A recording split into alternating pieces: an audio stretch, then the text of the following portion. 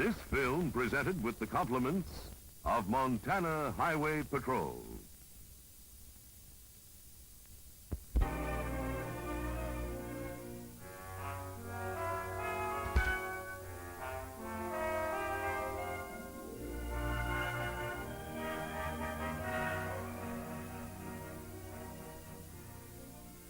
Under this ambulance sheet lies Sam Robertson, age 17. His parents proudly called him Son. His girl affectionately called him Robbie. His little brother admiringly called him Sammy.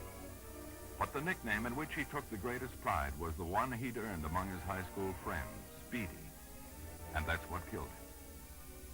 Why did this have to happen? What were the reasons for Sammy's persistent speeding? What were the causes and events that my first call was made upon Sammy's family? Talked with his father, a well-liked and respected resident of his community. When I told him what I wanted, Mr. Robertson at once consented to give me the history of Sammy's driving. At first, Sammy's father had resisted his son's request for permission to use the family car. The issue had become quite a conflict between them until finally Mr. Robertson reluctantly gave in, on condition that Sam buy his own gas and oil. This to teach him the value of money. It was a sound and sensible obligation. And he also earnestly admonished Sam to drive carefully and heed all the traffic rules. But Mr. Robertson's own driving habits left much to be desired. And although he was a skillful driver, many small collisions were avoided only by the alertness of the other drivers. Perhaps it was while watching his own father drive that Sam first got the unfortunate idea that a good driver can take chances. And Mr. Robertson said that Sam had been before me only once on a speeding charge. I remembered the incident well. Sam admitted going too fast and was willing to take his punishment. But his father was quite outraged at the fact that the police haul in good, clean-cut kids for driving a little fast, especially when they're good drivers, while the streets are filled with thieves and murderers. It was a standpoint all too often encountered. How much did it contribute to Sammy's own attitude toward speeding?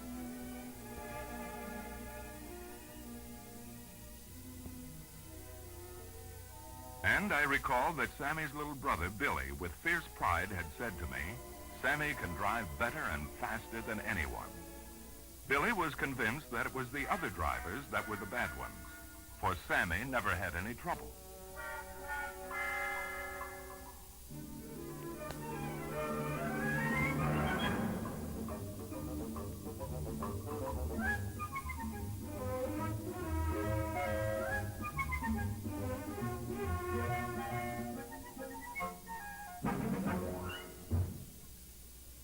It was clear to me that this obvious hero worship from his younger brother must have been important to Sammy, perhaps making him take more reckless chances and drive even faster.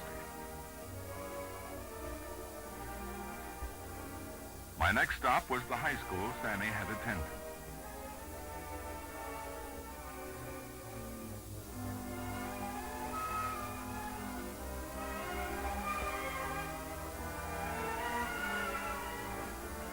I talked to several of Sammy's teachers. Soon after Sammy had enrolled in the school, he had become popular with the other students. They all agreed with the opinion voiced by one of his teachers who said that Sammy seemed to be a conscientious and responsible youngster. A good student, not brilliant, but intelligent and showing good common sense in his work.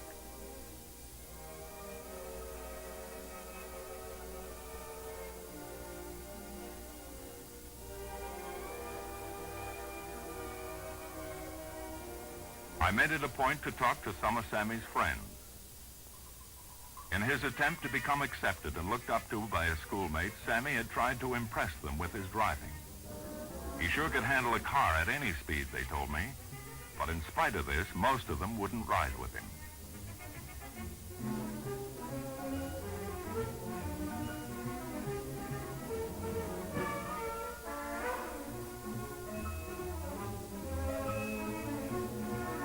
And once Sammy had earned his friends' admiration, he thought his reputation for fast driving had to be kept up.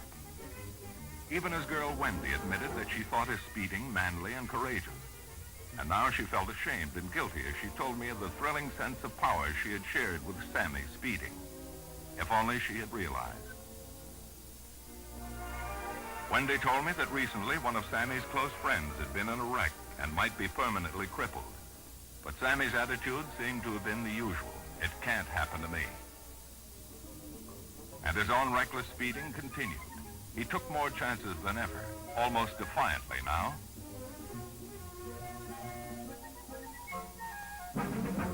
And I was told how Sammy was scornful of cautious drivers and always told woman driver jokes.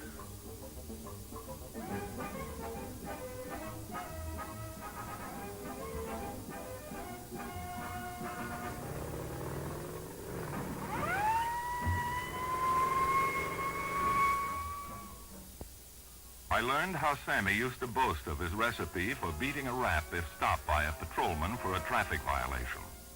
His trick was always to be extra courteous and polite, act real remorseful, and say, "Yes, officer," all the time. It often worked. Sammy had actually been stopped several times and let go with a warning.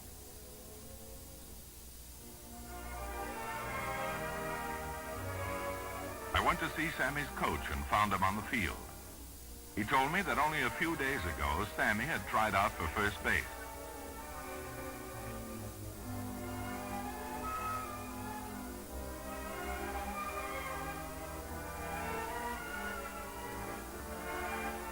But he hadn't been able to make it. Perhaps Sammy had wanted to make up for this failure in some other way through his speeding, which resulted in his death.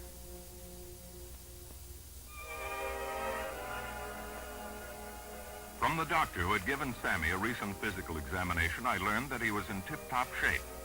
He felt that the cause of Sammy's collision had been nothing physical. His reflexes were sound, his eyes were perfect, his heart was strong. Why did it happen then? Not because of slow reaction time, but because of reckless speeding, and perhaps an attitude. Sammy worked a part-time job after school, and his employer told me that he had found him to be a dependable boy, friendly and courteous, and he never knew him to drink or smoke.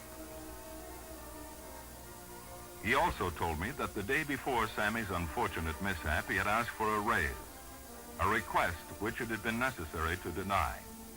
Sammy had been disappointed, unduly so, he felt, and he'd thought the boy probably needed the extra money to meet his expenses with the car. Then the following day, Saturday, Sammy had picked up his girl to go for a ride.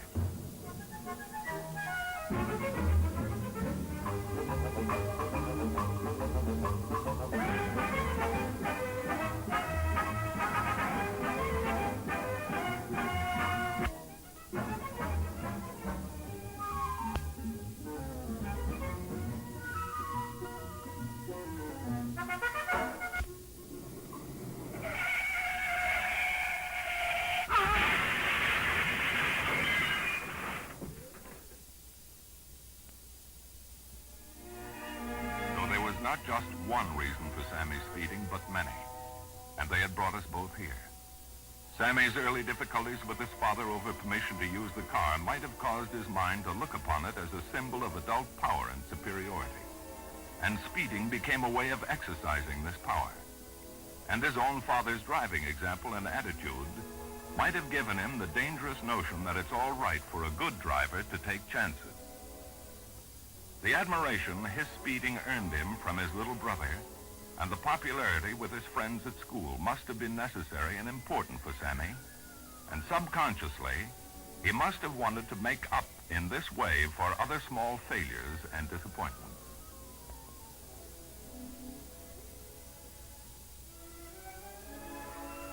Sammy's speeding then was an emotional outlet, and a tragically ill-starred one. For it was a compensation for feeling of insecurity and inferiority, unhealthy thrill-seeking, immature defiance of authority, and a lack of a sense of responsibility, as well as misguided attempts to show superiority. These, then, were some of the reasons for Sammy's speeding. There may have been others. If there were, he took them with him.